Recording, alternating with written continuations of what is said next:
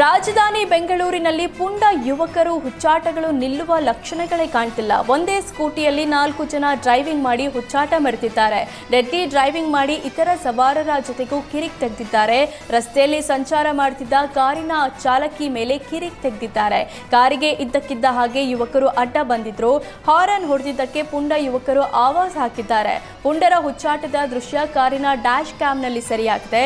ಪುಂಡ ಯುವಕರ ಹುಚ್ಚಾಟಕ್ಕೆ ಬ್ರೇಕ್ ಹಾಕುವಂತೆ ಪೊಲೀಸರಿಗೆ ದೂರು ನೀಡಲಾಗಿದೆ. ಟ್ವಿಟರ್ನಲ್ಲಿ ಪೊಲೀಸರಿಗೆ ಟ್ಯಾಗ್ ಮಾಡಿ ದೂರು ನೀಡಿದ್ದಾರೆ.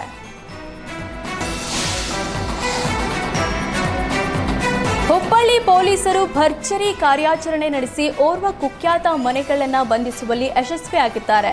ದೊಡ್ಡಮನಿ ಕಾಲೋನಿ ನಿವಾಸಿ ಅಮನ್ ಬೇಫಾರಿ ಬಂಧಿತ ಆರೋಪಿ. ಬಂಧಿತನಿಂದ ಸುಮಾರು 6.37 ಲಕ್ಷ ರೂಪಾಯಿ ಮೌಲ್ಯದ ಚಿನ್ನಾಭರಣ ವಶಕ್ಕೆ ಪಡೆಯಲಾಗಿದೆ. ಒಟ್ಟು 4 ಪ್ರಕರಣಗಳಿಗೆ ಸಂಬಂಧಿಸಿದಂತೆ ಆರೋಪಿ ಅಮನ್ ಬೇಫಾರಿಯನ್ನ ಬಂಧನ ಮಾಡಲಾಗಿದೆ. ಈ ಕುರಿತು ಬೆಂಡಿಗೇರಿ ಪೊಲೀಸ್ ಠಾಣೆಯಲ್ಲಿ ಪ್ರಕರಣ ದಾಖಲಾಗಿದೆ.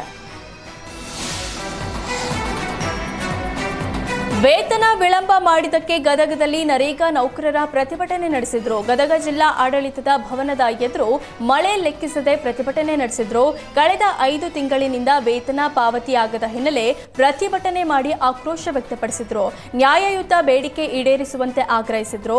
ಶಾಲೆ ಆರಂಭ ಆಗ್ತಿರುವ ಹಿನ್ನೆಲೆ ಮಕ್ಕಳ ಫೀಸ್ ತುಂಬಲು ನರೇಗಾ ನೌಕರರು ಪರದಾಡ್ತಿದ್ದು, ಕೂಡಲೇ ಬಾಕಿ ಇರುವ ಸಂಬಳ ಪಾವತಿಗೆ ಜಿಲ್ಲಾಧಿಕಾರಿ ಹಾಗೂ ಜಿಲ್ಲಾ ಪಂಚಾಯತ್ ಕಾರ್ಯನಿರ್ವಾಹಕ ಅಧಿಕಾರಿಗಳಿಗೆ ಮನವಿ ಪತ್ರ ಸಲ್ಲಿಸಿದ್ರು.